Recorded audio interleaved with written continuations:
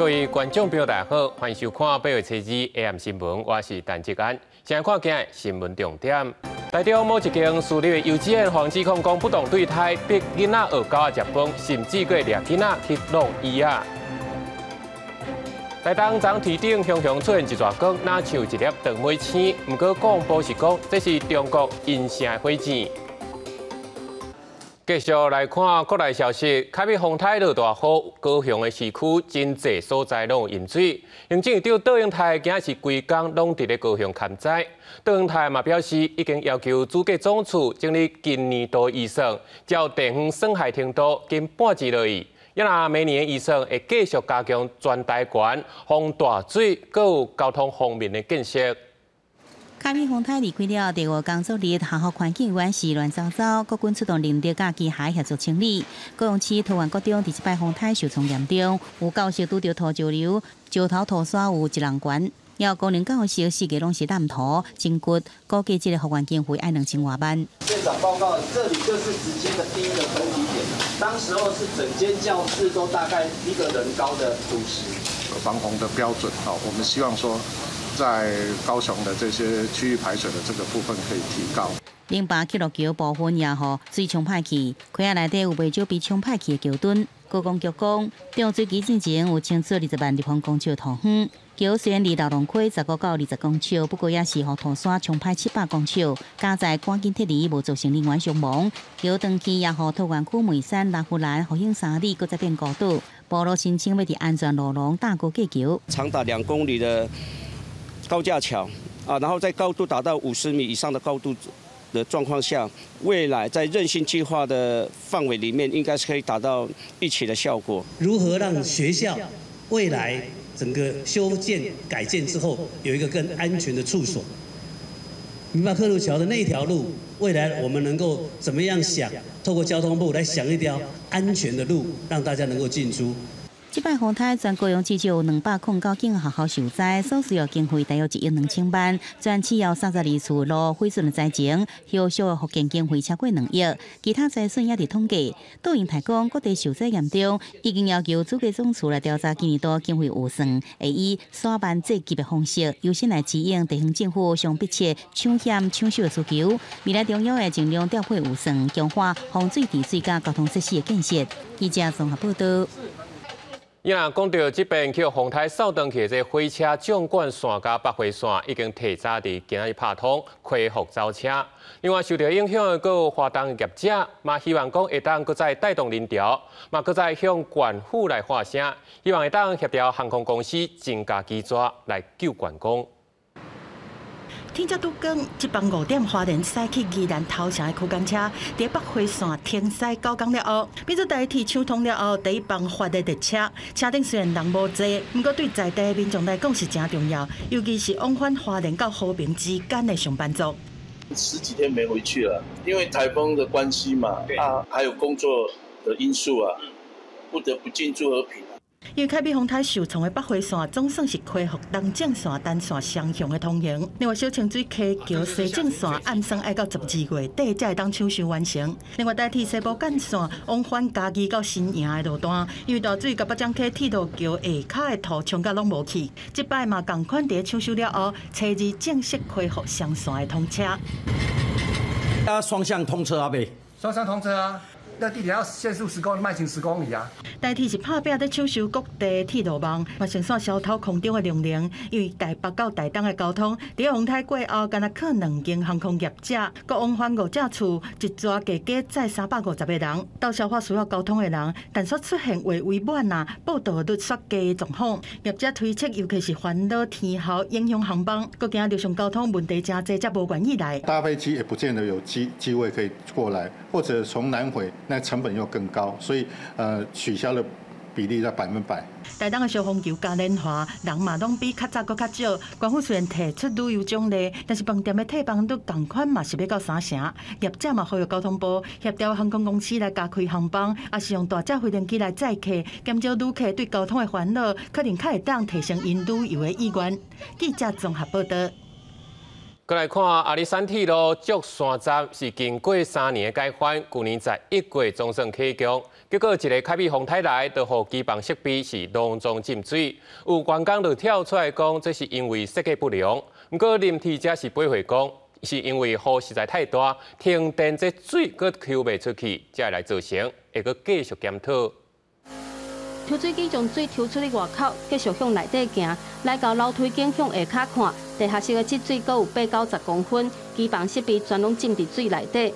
阿里山林铁竹山车站经过3年的改建，去年11月才重新启用，员工安怎拢想袂到，一个凯美风台就互车站破功。下雨天雨水收集出来，然后让民众游客可以冲厕所。结果呢，因为它蓄水池满了之后，它的一个电池开关是异常的，导致它没有办法把水给截掉，所以导致它一直灌进去。工会表示，扣水池无法度家己排水，但会使靠抽水机。但竹山车站伫山顶，风台天真熬停电，就会引水状况一再发生，怀疑是设计不良。对此，林铁甲文资处澄清，绝对无设计不良，未来会因应一段气候讨论改善的方式。累积高达1633毫米的雨量。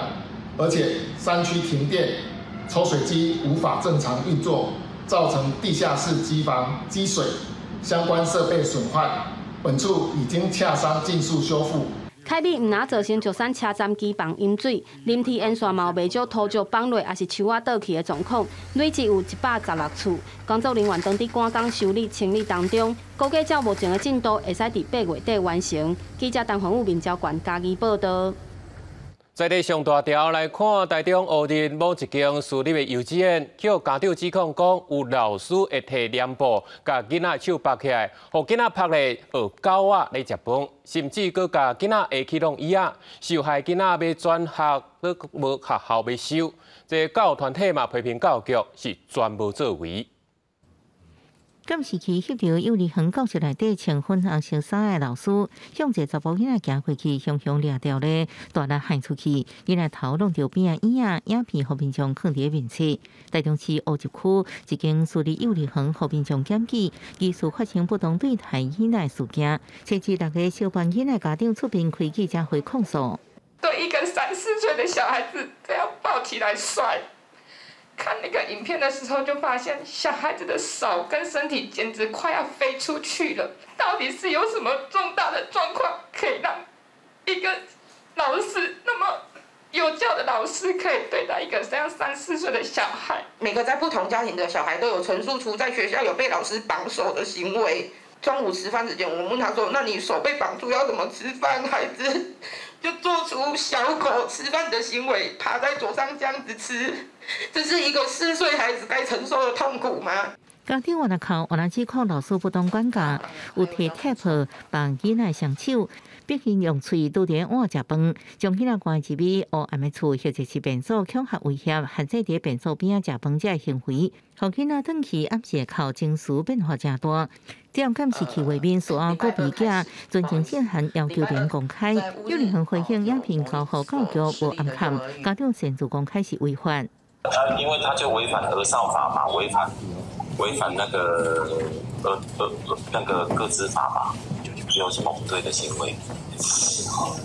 那个影片我自己交给教育局啦，我也没有说把它隐藏起来。原本教文教基金会批评台中亲像虐待囡仔之多，2个囡仔甲家长顾虑无还，教育局到今嘛无尽负安置计划，认为转头拢互其他幼儿园拒绝。家长们6个家长通通没有收到教育局的任何的安置的计划，他们自己打了好多幼儿园的电话，都没有人要接收他们的小孩，所以他们是双重的压力。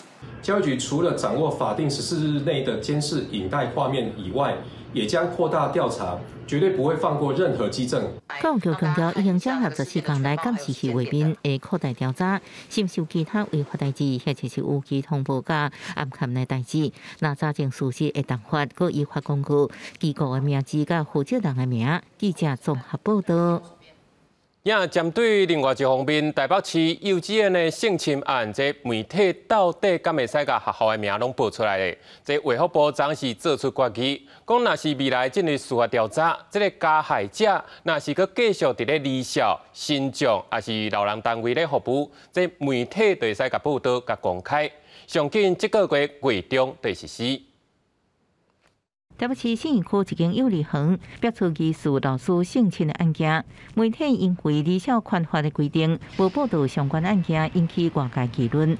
卫福部初一开会讨论媒体报道离校甲性暴力事件指引草案，达成初步决议。未来成年行为人若无排除触发严期进程，那依原服务伫离校、新庄、老人等机构，媒体应报道进一单会员名字。 如果他还服务在这些特定对象，特别是比较脆弱性高的、自我保护能力低的，我们担心会有更多的潜在被害人遭受到伤害。卫福部表示，只因规范媒体明报道离校性侵的内容。 包含行为人未满18岁以前，或者是行为人被害者是亲属关系，而且未来也受法用再罚分级。那因为报道有名人争夺监护权等较轻微的事件违法，要求落地对赛。不过看些较严重案件都要再罚，高举定警纪，避免二次伤害离校。 重大事件或者是有多名受害者的时候，其实就需要让公众知道这样子的一个状况，才能达到就是知情权的部分。另外，媒体是不是应报道出行为人的名字？考虑告诉法，卫福部议员是保守态度。不过强调，一礼拜内会收集各界意见作为指引修正依据，相信8月中就应公告上路。记者综合报道。 咱过来看台中一间开伫百货公司内底连锁的这火锅店，去互民众检举讲，这汤头内底竟然有加纸。这店的虽然有加血丝咧，嘛有加换一顶，不过嘛已经加落去卖赴啊。这食安处是派人去稽查，怀疑可能是前2天有消毒，这加纸才会拢走出来，嘛要求火锅店爱加强把关。 民众点火锅，正准备要送物件来食，详细一个看，店内底敢若有乌的物件铺在顶头，好起一个看，竟然是只细只加纸。要不然我换一个汤底可以吗？就换一个汤底这样子而已嘛。然后你的汤都已经煮过蟑螂了，那还能吃吗？ 先店头下实的用换这个火锅汤，而且免费。不过民众认为讲食安也是有问题。7月31日，台中一个5件事甲带的人来到市区这间连锁火锅店食物件，无想食到一半，发现火锅汤内底有铺细只加纸，互因看到底实在拢食袂落咯。我觉得不太可能从桌面爬进去，因为汤锅正在加热，所以应该是在后厨的地方就已经有蟑螂爬进去汤里面。 就跟他们说，他们的那个没有很卫生，然后要改进这样。实际上来到这间店头，家中到等人客也是真多。台中市食安处接到定情了后，也去稽查，初步是无发现加纸互新这物件也是有明显的缺失。本处在作业现场进行卫生稽查，结果未见有病媒踪迹以及明显的卫生缺失事项，但是仍辅导业者在出餐前应加强餐点的品质把关。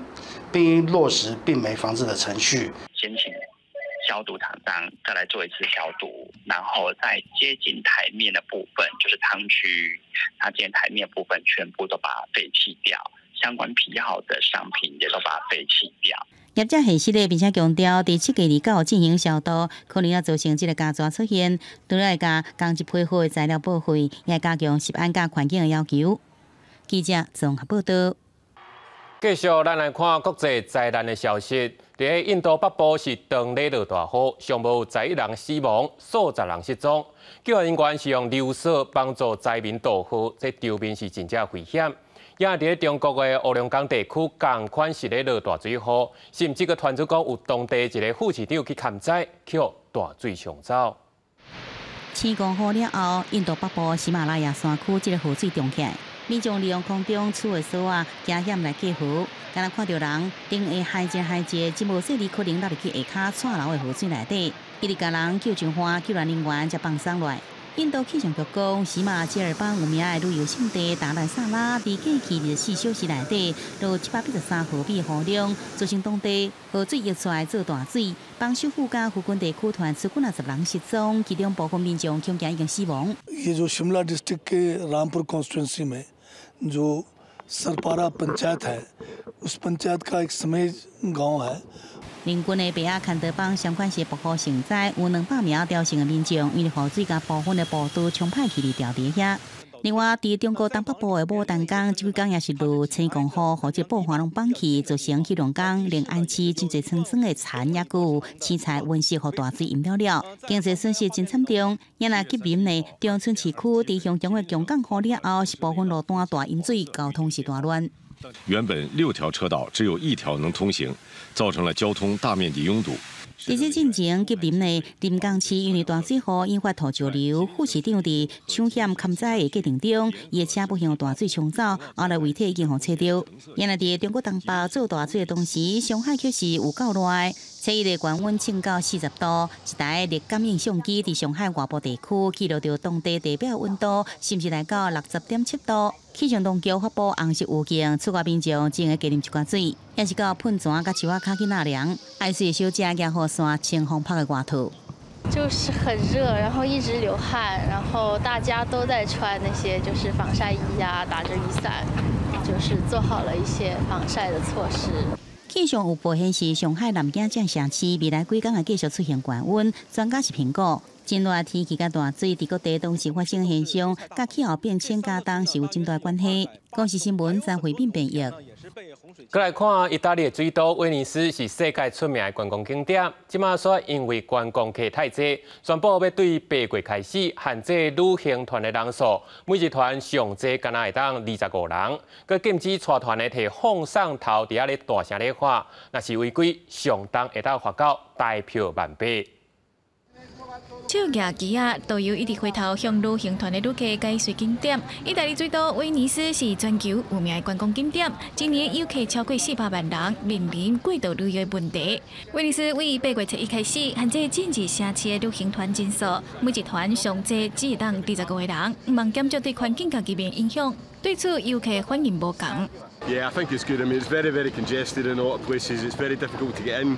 In particular, yesterday we were at the St Mark's Basilica, and the queues were massive to get in. So I think there's a need to manage it. Well, the people won't be as pleased because it's a very beautiful city, and people won't be able to see it in the same way, maybe. 联合国的文化机构过去办2届考虑，甲威尼斯列入联合国教科文组织并为危险的名录，认为旅游业是对城市造成冲击的主要原因。这嘛是今年4月到7月伫当地旅游大季，第期试验对游客收入城的观光税以后，当地政府佫一摆祭出旅游限制。另外8月新规定，佫禁止导游甲领队用大声公来组织团客，避免正造噪音，嘛确保行人会当自由活动。但是违规会罚款25欧元到500欧元，等于台票880块到17600块。Probably a good decision in that regard, but it's not going to be enough. Tourism in Venice has pushed out 72% of the inhabitants in the past 70 years, so 28% only remain today.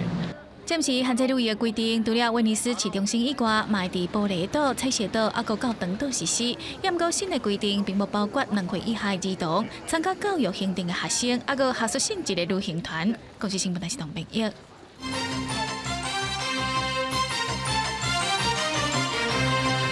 转来看国内消息，台东昨暗9点多，天顶是熊熊出现一撮光，若像一粒长尾星安尼流落来。不过，国防部是证实讲，这是中国又搁再发射这中正3号相关形体火箭。不过，伊是飞伫咧大气层以外，对台湾是并无危害。伫台东的天顶看到一道光对天顶飞过，还佫拖到长长的尾流，敢若流星共款。也毋过详细看，这个光点突然间扩大，就敢若是爆炸共款。所以红色的火球慢慢地落来。伫11日暗时9点25分左右，东部的海华风景管理处设伫咧海边的3支即时影像监视器，翕到这块画面。好像一个很慢很慢的一个火流星下来，然后大概中间会有3到4次的爆炸影像。那爆炸的时候，它还在我们的海面上有一个倒影。对这时间点，伫11暗9点14分，中共的长征3号乙载运火箭伫四川的西昌卫星发射中心发射升空。国防部表示，有严密的掌握应处，火箭伫咧飞过台湾中部向西太平洋方向，关岛是伫咧大气层以外，对台湾并无危害。多年天文台伫咧9点外要观测到光点飞过天顶。专家分析，应该是火箭伫咧飞时阵所排出来废气加水分形成长长的亮光大，再加上全体分解并不是爆炸。大概到海拔80公里到140公里这个区间呢，就是我们所谓的离子带的部分哦，它的气体很容易被游离，所以这个时候一旦被受到这个水蒸气的激发以后，它就会发光。对方毋若是发射火箭，国防部也阁侦测到17台次的强机、11台次的强舰伫台海周边活动。其中14台次强机是飞过海峡中线，但是中共伫咧最近并无宣布演习的资讯，所出动比普通时加1倍强舰。再加上中共伫8月吹的是建军节，学者分析对方是想要表达政治性的意涵。也许这个因为8·1这个建军节嘛，那他这个有些他政治上面的意味，所以他也许特别的这个多派一些船舰出来。那或许他本来有一些其他的演训活动，他就顺便让他这个执行一下这个绕台的这样子的任务也说不定。学者表示，共军可能也是要同时应对美方伫咧南海加台海行动，一个加拿大军舰伫7月30日通过台海，表达宣示意味正高。记者综合报道。咱继续转来国外，咱家己国造的这出产的这芬霸铁甲车，应该是爱称制下袂过的。即马却传出讲，这车卡已经出现壁损。军备局嘛回应讲，有50台已经修理好势啊，当称制是绝对无问题。不过专家嘛认为讲，无甲规地铁帮拢换掉，敢若是用补的，这恐惊保护力已经无够。日本的芬霸轿车伫屏东市区在走，有人园的囡仔伫边仔在下国旗，这是今年汉光演习期间军民一心的团结景象。不过，所传出日军伫去年实施主管总检的时阵，发现国产的芬霸8轮轿车，伊的空弹钢帮有闭气。军备局讲，50台芬霸轿车的换钢帮也是电机修补拢完成，空弹严正无问题。到昨天为止，军备局已经完成了2辆车身前斜板的全新更换。以及48辆着陆板裂纹的焊补修复，后续军备局会协同合约商深切的检讨它的整个品管作业。国产的芬霸8轮轿车是len型的中轿车，上紧的时速会当到100公里以上，续航距离差不多是800公里。在台湾西部车路公布，关渡都市化的环境之下，高速的8轮轿车和传统的2大中轿车比起来是更较有战略机动性。但是即马空弹更帮有必损，专家认为讲用补的方式去处理，恐惊加快恢复原本的防护力。建议规定话，不要再焊接，不要再补了，整块一个区域直接换掉，不然它的防护力其实会下降。那你剩下的现在已经拨交部队服役的运爆甲车，你要不要重新像一般民间车厂一样召回重新检验？这关系到9条人命的安全。在民国97年，芬霸轿车量产的初期，就捌传出第一批以量产车的钢帮出现壁损，当时紧急暂停量产计划，后壁是降低车底钢帮的硬度，而且改变拍电鼓的方式才解决。国防院学者柯志祥讲，军方对这摆壁损的成因无详细讲，后壁嘛是需要进一步分析检讨，避免亲像这种问题可能伫换了还是修补了后继续发生。记者综合报道。讲到咱台湾，敢若今年1月到5月，这交通事故都造成要12人的死亡，其中这过路死亡的是占上多，多数拢是违规撞过大路。所以这马交通部嘛决定讲要推动减速飘线，佮过路线维修等等的保护措施，希望保护这过路人佮驾驶安全。这家人大埔轮这大十字路口，过路人参与到油灯卡开始延伸，接原本的车路行船线，佮回升添的特点。人若看见啊通过，爱照导示后生行伫内边，也增加单行地辅导。这是交交通部内政部颁布的道路交通标志标线后置设置规则进行的路口改善，未少人拢感觉效果袂歹。走过来嘛，然后车子比较不会靠过来这样，对，因为有绿绿的，就是人行在走，行人在走了比较安全。就是绿色比较不常见，比较容易注意到上面有人行道这3个字。为改善路人地感，交通部内政部继续优化路口。至到5月上新交通事故数据显示，有1193人因为交通事故死亡，比去年同期减少116人。不过过路人死亡160人，都比同期增加，原因是过路人让车路占比上悬。第二是车无照规定暂停让过路人驾驶分心，或者是无减速，要过路人无照后置手势指挥来过路。行人位依标志标线来穿越道路，可以看到。桃园市有6人，台中市也有6人，那新竹是4人，跟新北是4人。现在我们有很多路口是有科技执法，那科技执法它会研判，这个车辆有没有停滥行人，它可以从影像去做研判。另外，6月底开始为做无受理检举甲纪念项目调整了，交通部提出组记，司法前1礼拜交通违规记罚24万件，新法实施了后，第1礼拜记罚26万件，佮强调无安尼降低执法强度，呼吁民众依然爱遵守交通规则。记者综合报道。为着要改变民众食药啊，就一定爱食原厂才有效的观念。这健保署是对10月开始推动药单标示新制，这药单顶悬袂使佮印牌子名，干那会使印成分。不过医药界是强烈反对，认为这可能会破坏医疗分级的制度。若是民众换药啊食了出问题，这责任是爱谁来担？今年10月开始，处方签的标示会有重大的改变。去口诊所的药品，若无标示袂当代替的原因，就看作是会当代替的药品。明年4月开始，去口诊所开的处方签，袂阁出现商品名，只有成分的名。对这全国10大医术团体采集法联合声明表达反对。病人他反正结果就是他感觉他吃了没效了，或者他吃出有一些问题了。那当然我们所以会双方都会很大的困扰，他会跑来诊所或者跑到医院来跟你 argue。医术团体表示讲，药损若因为低成本的考虑，病人有可能去逐间药房摕药啊拢无共。一寡民众有可能为着要摕原厂的药啊，转去大病院来看医生，颠倒对医疗分级真不利。而且社区的药房欠药啊的时阵，医生会当家己换其他共成分的药啊，而且唔免记录原因，这嘛违反现行药事法的规定。上互人烦恼的是，换药了后，病人若出现并发症，是医师还是药师的负责？只要根据所需要的这个药性那么以成分来处方就好。所以我们预计在明年那么实施呢，在牙科诊所它的处方呢，只要以成分标注就可以。健保署强调讲，去口用的药啊，相对是较单纯，主要是抗生素、消炎止痛药啊。处方签新制上路了后，社区的药师会当换其他共成分的药啊，减少欠药啊的计上，来可含其他的病较复杂，敢会比较去口来办理，会继续含医界来进行讨论。记者综合报道。伫飞行机顶头替咱服务的这空服人员，目前国际上有真侪航空公司拢已经无强制讲一定爱穿裙。不过，咱台湾的6间航空公司所5间，各有爱穿裙的这规定。监察院人权委员会的公布调查报告，讲强制穿裙的这规定造成性别歧视，违反联合国公约。咱的政府就应该催促航空公司和空服人员买当穿裤来上班。核心甲卡头舞的裙，关大鱼是目前大部分国际航空旅行空服员的服装特色，也是唯一的选择。不过，这号空服员工会指出，不少空服员反映，穿裙伫工作时阵是真不方便，对紧急逃生状况也真不利。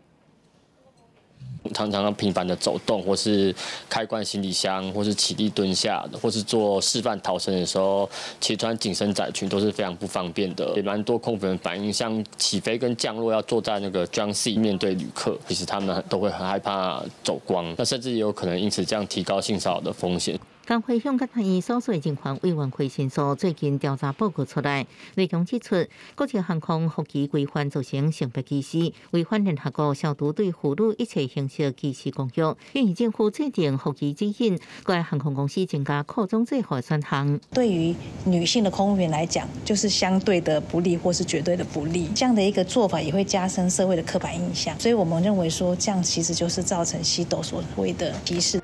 其实，各间国际航空当中，好航男女空服员拢是扩充。人权委员会阁强调，即马欧美两河地区航空公司已经100%拢是用选裙也是裤的制服。通常外商的航空公司可以穿着裤装来进行服务，因为在国外的话，会是以女性穿着舒适以及安全为主。建议就是航空公司还是可以开放2种不同的选择，应该都可以使用裤装，因为这样子就会对女生来说比较方便。大概自由选择吧，自在比较重要。对人权委员会建议，劳动部表示会细心研究，当然回应员工制服设计无牵涉性别歧视，不过承诺未来空服员改制服会参考相关意见，将扩充需求一起考虑。记者综合报道。那讲到咱台湾人是上爱去日本，嘛真爱去世界买。也根据统计，外国人客来到台湾上高买就是韩国人，因平均一天得开1500台票。怎做外国人爱来台湾佚佗呢？因为咱的小食甲点心是世界出名。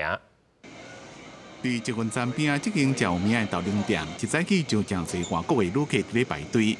观光署针对去年来台湾外国旅客进行调查，美食加特色的小食是吸引观光客来台湾的上主要原因。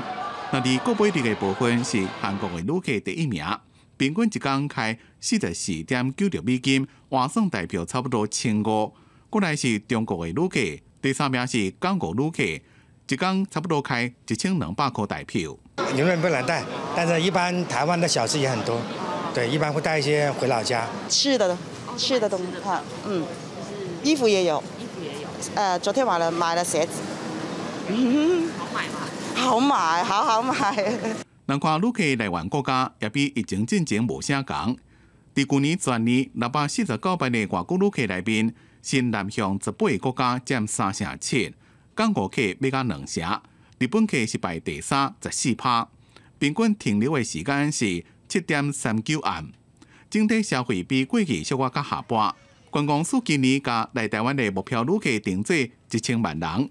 交通部长李明彦表示，伫下半年的落动手推出机票加高铁票等促销方案。今年包括地震、包括台风、包括中共的军演，观光客今年上半年大概少了将近100万，我们预估了，到目前大概是430、440万左右，所以我们还有很大成长的空间。游客的这个大数据，也就是他的动机啦、他的意向，甚至他的需求这一块，都必须要透过数据化的分析来做了解。观光学者分析，因应旅客来源国家重新洗牌，甲疫情了旅游模式改变，观光署会当利用大数据，对无同市场作精准的行销。比如讲，港澳客是以家庭旅游较多。依照因的需求来设计，才能提高消费意愿，也互旅客会能够再回来。记者综合报道。文化新闻界讲到这礼拜日，就是农历的7月初1，也就是民间咧讲的开鬼门。那讲到普渡甲拜拜，这是民间的传统，拜好兄弟是慈悲心的一种表现。家人的中元节是台湾重要的民俗祭典，明仔老大公庙就会先举办这开灯大典，来替好兄弟来照路，嘛保庇过路人的平安。家人的老大公庙，当咧无闲用毛笔甲信众的名写伫普渡灯顶面，刷落来就会甲普渡灯挂咧老大公庙的4颗位啊。这规批满满的普渡灯，拢是信众为着拜六半暝12点中元节开灯夜所准备的。到普渡灯的财富讲，这挂普渡灯是为着要互108个老大公伫开看门的时，会当照光，互因好找路。到这时候是普渡公灯啦，要来接应吼，咱咧以前那个先民那一些好兄弟过来普渡这样。一般来讲，就伫7月开鬼门，不过家人的老大公庙是讲开看门。庙方表示，当初将砖烧台400几人，为着要祭拜这寡先民，因将108个老大公的遗骸捡回来，去做老大公墓，后来才改名做老大公庙。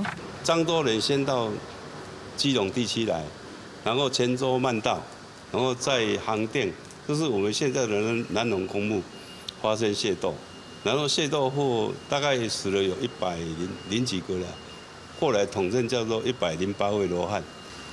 在我们地区有一个叫做杨火辉先生，他去收集回来，就是葬在这边。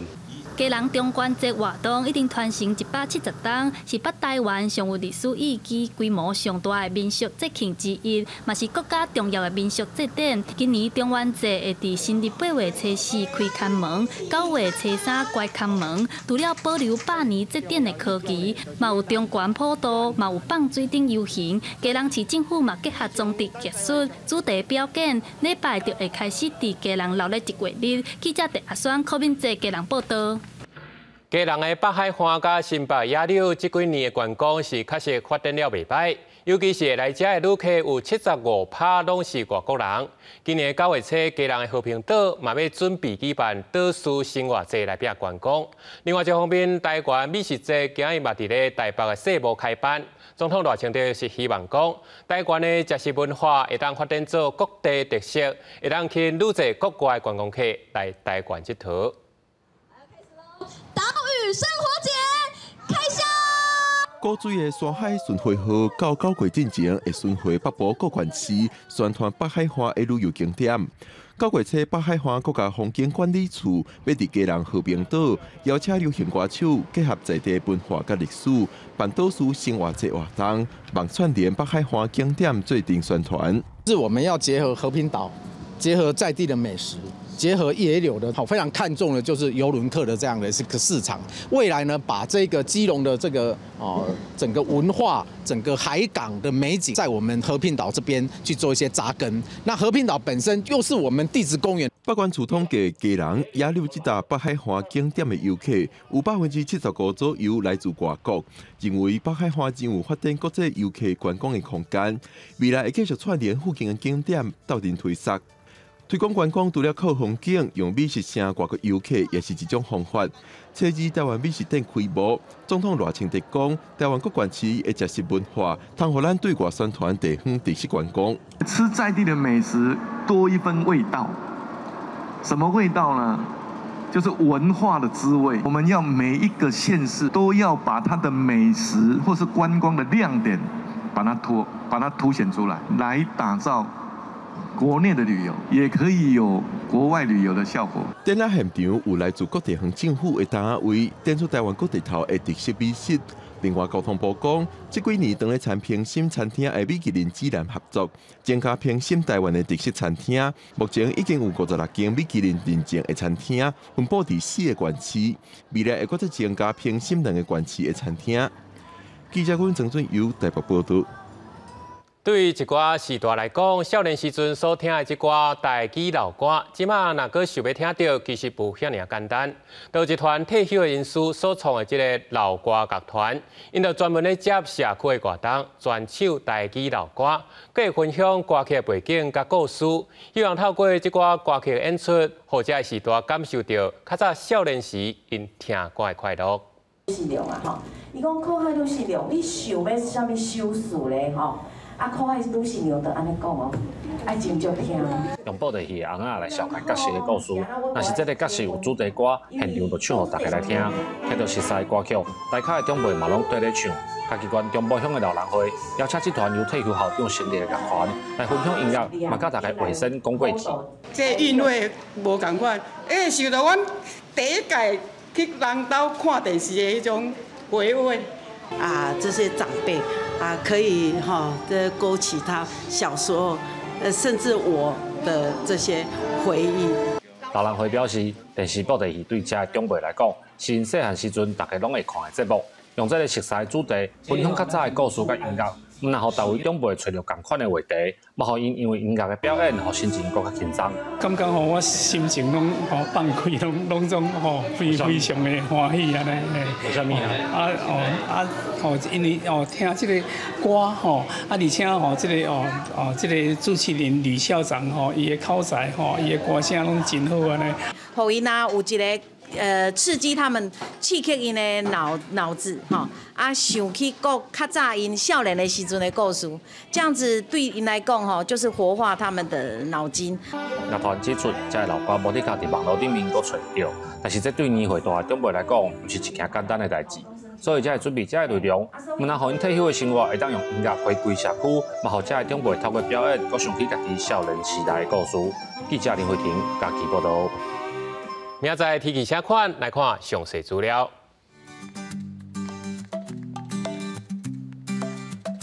北部地区27度到36度。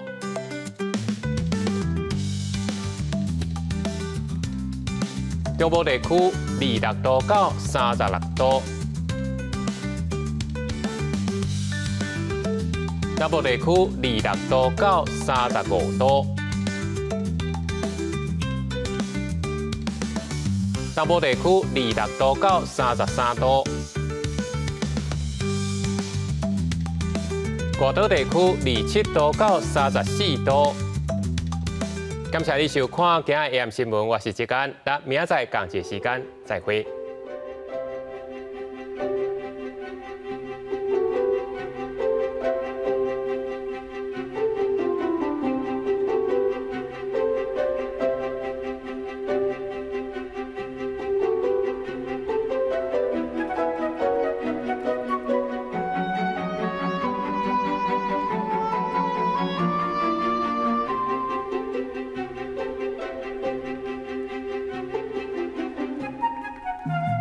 Thank you.